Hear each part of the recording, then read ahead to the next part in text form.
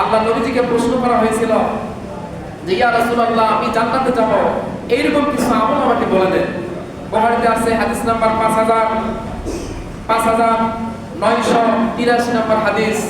ইয়া রাসূলুল্লাহ, আখবিরনি বিআমালিন ইদখিলনিল জান্নাহ। ইয়া রাসূলুল্লাহ, আমাকে এমন কিছু আমল বলে দেন যে আমলগুলো করলে আমি জান্নাতে যেতে পারবো। নবীজি যাচ্ছিলেন একটা ঘোড়া বা একটা সাওয়ারির উপর আরোহণ করে।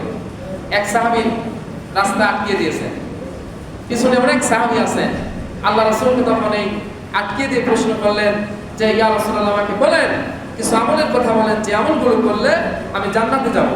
তখন নবীজি বললেন, তখন সাহাবী কেরাম বললেন, ফাকালাল কাওমু মা লাহু। পিছন থেকে সাহাবী কেরাম বললেন, এই লোকটার কি হলো, আমাদের রাস্তা আটকিয়ে দিল কেন, কি ব্যাপার?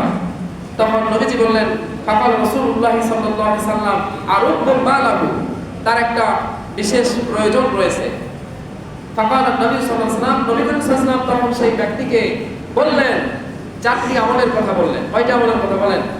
চারটি আমলের কথা বললেন। নাম্বার 1, এক নাম্বার আমল হচ্ছে, তুমি যদি জান্নাতে যেতে চাও তাহলে তা'বুদুল্লাহ, আল্লাহর ইবাদত করো, লা তুশরিকু বিহি শাইয়া, তার সাথে কাউকে শরীক করবে না, কাউকে শরীক করবে না।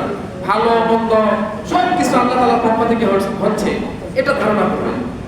বৃষ্টিতে ভিজছ, এই জন্যই জ্বর আসছে, এটা বলো না। দুধ খাওয়ার কারণে পেটের কামড় শুরু হয়েছে, এটাও বলো না। এটাও একটা গোপন ক্ষুদ্র শিরক। যা কিছু হচ্ছে মুসিবত, বালা মুসিবত সব কিছু আল্লাহ তাআলার পক্ষ থেকেই হচ্ছে, এটা একদম জাস্ট আল্লাহর সাথে সম্পর্ক কায়েম করো, আল্লাহর সাথে কাউকে শরীক করো না।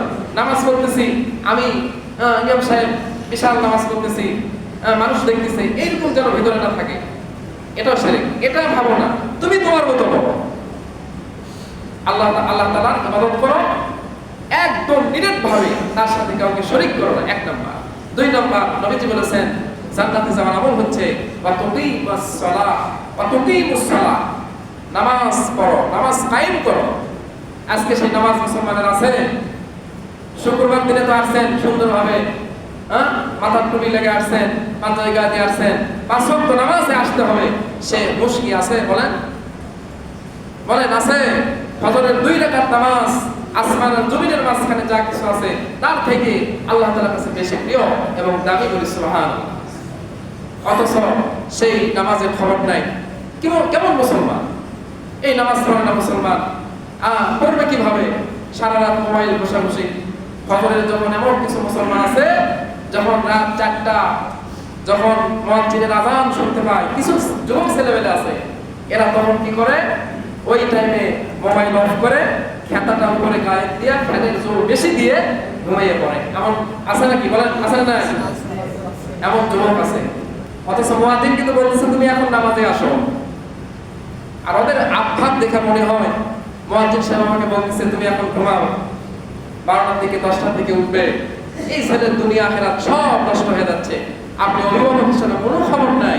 আল্লাহর কাছে কিন্তু এই ছেলে বলবে, রব্বানা আরিনাল লাদাইনি আদাল্লানা মিনাল জিন্নি ওয়াল ইনস নাজআলহুমা তাহতা আকদামিনা লিয়াকুনা মিনাল আসফালিন।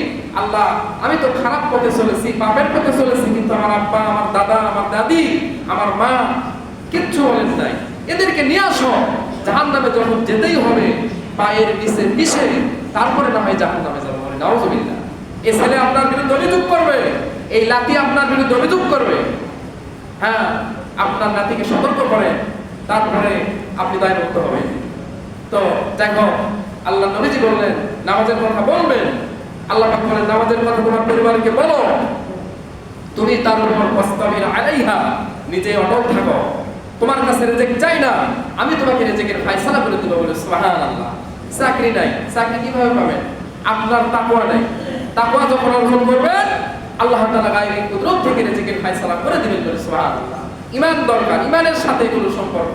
পেরেশান, ছেলে কথা শুনে না, মেয়ে কথা শুনে না, নাতি নাতনি কথা শুনে না, শুনবে কি করে? আপনার সাথে যে আল্লাহর সম্পর্ক নেই, আপনি যে আল্লাহর কথা শুনেন না, এই জন্য আপনার অধীনস্থ ব্যক্তিরা আপনার কথা শুনে না। ঠিক বললাম না? বললাম। আপনি আল্লাহর কথা শুনেন, তাহলে আপনার কথা কেন আল্লাহ শুনবে? আপনার ছেলেমেয়ে শুনবে। আল্লাহ শুনবে না, ছেলেমেয়েরাও শুনবে। আপনি আগে আল্লাহর কথা শুনেন, সুন্নাতের মোতাবেক চলেন, 5 ওয়াক্ত নামাজ পড়েন, তাহাজ্জুদ ধরার চেষ্টা করেন, ইসলাকের চেষ্টা করেন, সত্য কথা বলার চেষ্টা করেন।